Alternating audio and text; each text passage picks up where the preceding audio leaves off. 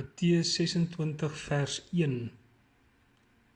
Julle weet dat dit oor 2 dae Paasfees is. Dan word die Seun van die Mens oorgelewer om gekruisig te word.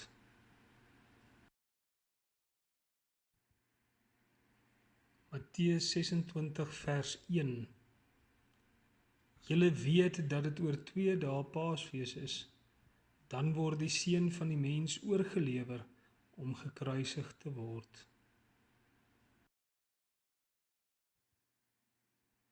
Matteus 26 vers 1. Julle weet dat dit oor 2 dae Paasfees is. Dan word die Seun van die Mens oorgelewer om gekruisig te word.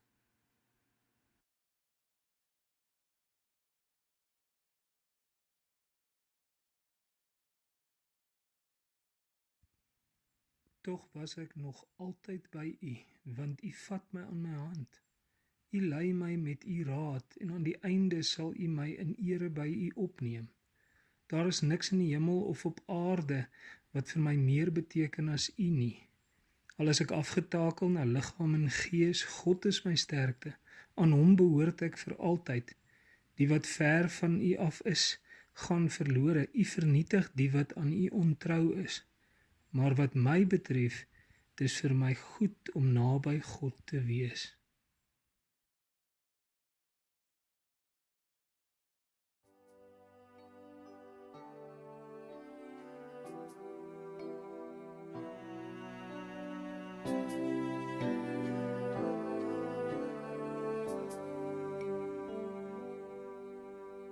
God is hier teenwoordig, laat ons bidend nader, hier waar ons voor hom vergader.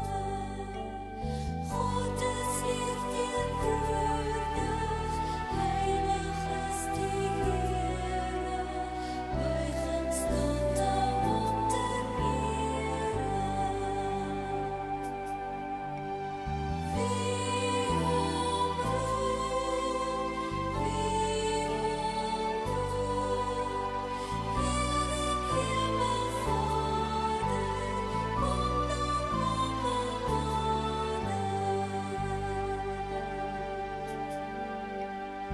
God is hier teenwoordig, Here, gee ons vrede, wees genadig, wil vergewe.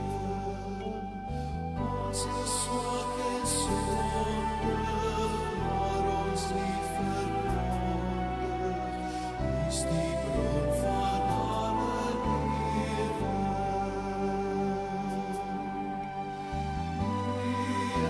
Is hier,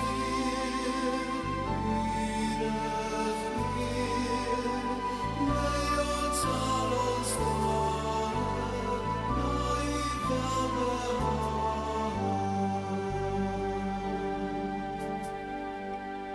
God is in sy tempel, hemelpoorte bewe, almal buig voor hom wat lewe. Engele sing heilig, heilig is die Here, in die allerhoogste sfere. By die stof bid ons lof, Here God van vrede, hoor ook ons gebede.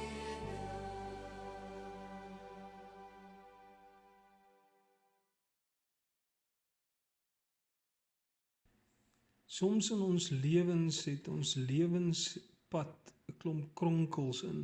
Ander kere is daar opdraandes en afdraandes. En elke nou en dan is daar 'n kraans en as ons nie oppas nie, dan val ons daar af. En mense wat by kraanse afval, se lewens kry seer. Se menswees kry seer. Hulle eindig stikkend op. Baie van ons het al so gevoel. Baie van ons se lewens het uitgeloop op 'n plek waar ek of seer het of moeg is of net moedeloos is. As daar twee mense in die Bybel is, wat ons oor en oor se verhale hoor, wat eindig by 'n plek waar hulle by die kruis stikkend en seer kon gestaan het, dan is dit Judas Iskariot en Petrus. Kom ons kyk na hulle verhale. Judas se verhaal is 'n verhaal van groot hartseer. Ons weet nie hoekom nie, ons verstaan nie, maar dit is 'n baie seer verhaal. Hier is Judas se verhaal. Toe het een van die 12 disippels, die een wat Judas Iskariot genoem is, na die priesterhoofde toegegaan en gesê: "Wat sal julle my gee as ek sorg dat Jesus in julle hande kom?" Hulle het hom toe 30 silwer muntstukke betaal. Van toe af was hy op die uitkyk na 'n geskikte geleentheid om Jesus te verraai.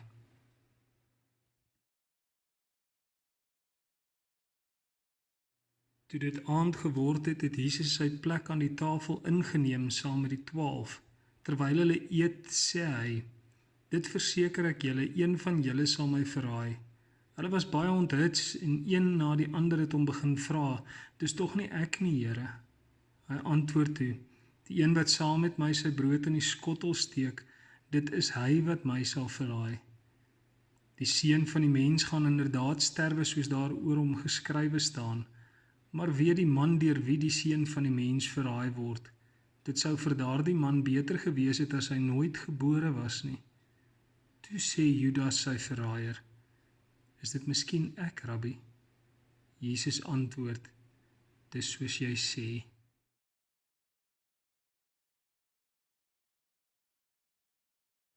Op daardie oomblik, terwyl Jesus nog praat, kom Judas, een van die 12, daaraan, en saam met hom was 'n groot klomp mense met swaarde en stokke. Hulle is deur die priesterhoofde en die familiehoofde van die volk gestuur. Die verraaier het met die manne 'n teken afgespreek. Hy het gesê: "Die een wat ek soen, dit is hy, gryp hom."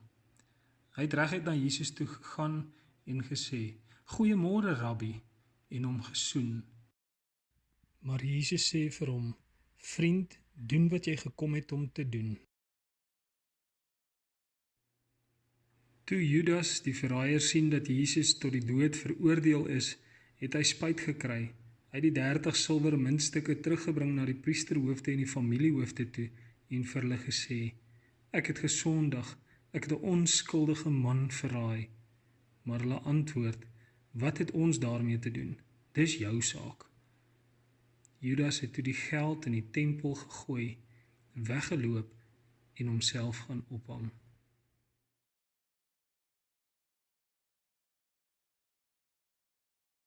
Wat gebeur in jou hart as jy na hierdie verhaal van Judas Iskariot luister?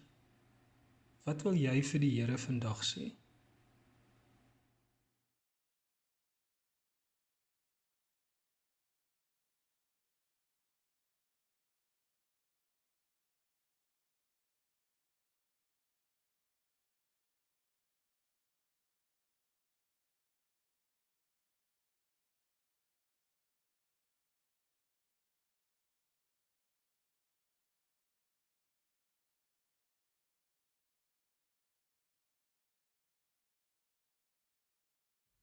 Petrus was die leier van die disippels en in alle opsigte was hy die ou wat voorgeloop het.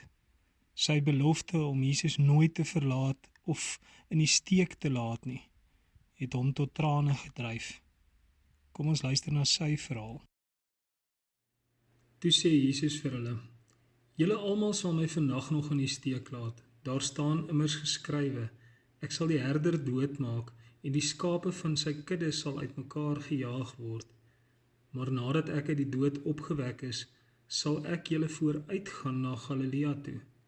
Daarop het Petrus vir hom gesê: "Al sal hulle u ook almal in die steek laat, ek sal u nooit in die steek laat nie." Toe sê Jesus vir hom: "Dit verseker ek jou, vannag nog voordat die haan kraai, sal jy my 3 maal verloon." Petrus sê vir hom: "Al moet ek saam met u sterwe, ek sal u beslis nie verloon nie." Al die ander disippels het ook so gesê. Daarna kom Jesus met sy disippels by 'n plek met die naam Getsemane en hy sê vir hulle, sit hier terwyl ek daar gaan bid. Daarna kom hy na die disippels toe terug en kry hulle aan die slaap. Hy sê toe vir Petrus, kon julle nie eens 1 uur lank saam met my waak nie? Waak en bid, sodat julle nie in versoeking kom nie. Die gees is gewillig, maar die vlees is swak. 'n tweede keer het hy gaan bid en gesê, my Vader, as hierdie lydensbeker nie by my kan verbygaan sonder dat ek dit drink nie, laat u wil geskied. Toe hy terugkom, kry hy hulle weer aan die slaap, want van die vaak kon hulle nie hulle oë oophou nie. Hy het hulle weer alleen laat bly en 'n derde keer gaan bid en dieselfde woorde gesê. Toe kom hy na die disippels toe terug en sê vir hulle, slaap en rus julle nog, die uur het gekom, die seun van die mens word in die hande van die sondaars oorgegee, staan op, kom ons loop, kyk die man wat my verraai is hier naby. Een van die wat saam met Jesus was, gryp toe sy swaard en trek dit uit. Hy slaan na die slaaf van die hoofpriester en kap sy oor af. Toe sê Jesus vir hom, sit jou swaard terug in sy plek, want almal wat na die swaard gryp sal deur die swaard omkom. Of dink jy, ek kan nie my Vader om hulp vra nie? Hy sal dadelik vir my meer as 12 legioene engele beskikbaar stel. Maar hoe sal die skrif dan vervul word wat sê hoe die dinge moet gebeur? Dit was toe dat Jesus vir die klomp mense gesê het, was dit vir julle nodig om met swaarde en stokke uit te gaan om my te vang asof ek 'n rower is? Dag vir dag het ek in die tempel gesit en mense geleer, en julle het my nie gevange geneem nie.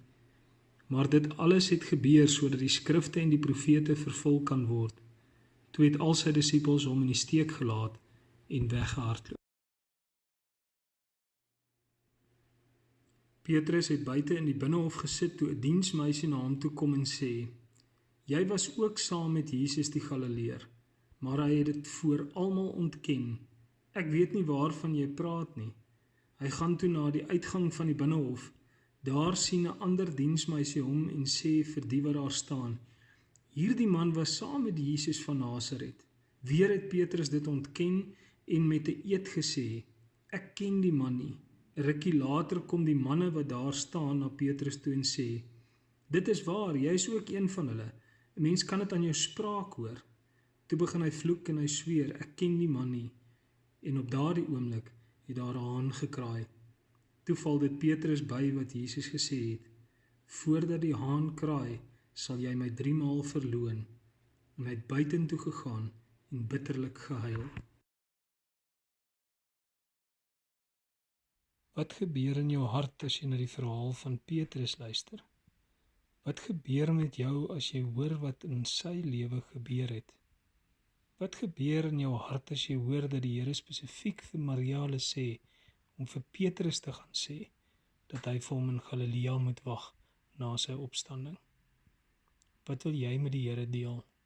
Wat is in die diepste deel van jou hart waaroor jy huil as jy besef wat Jesus is?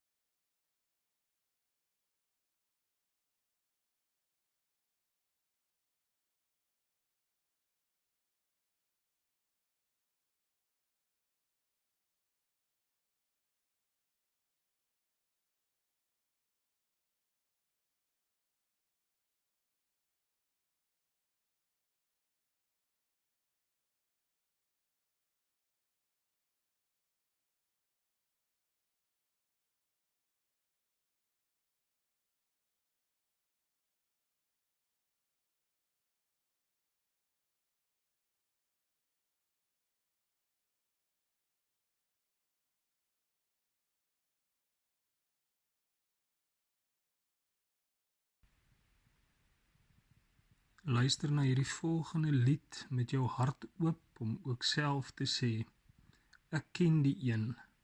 Ek ken die een wat weet wat ek in my hart nodig het en ek vertrou hom.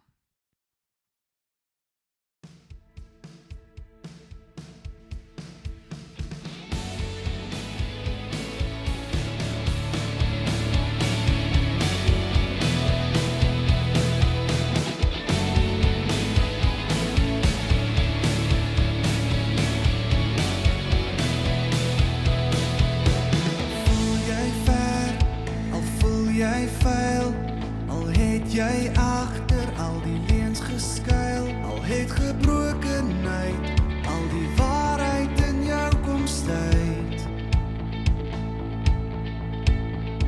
Al het jy seer, is jy moe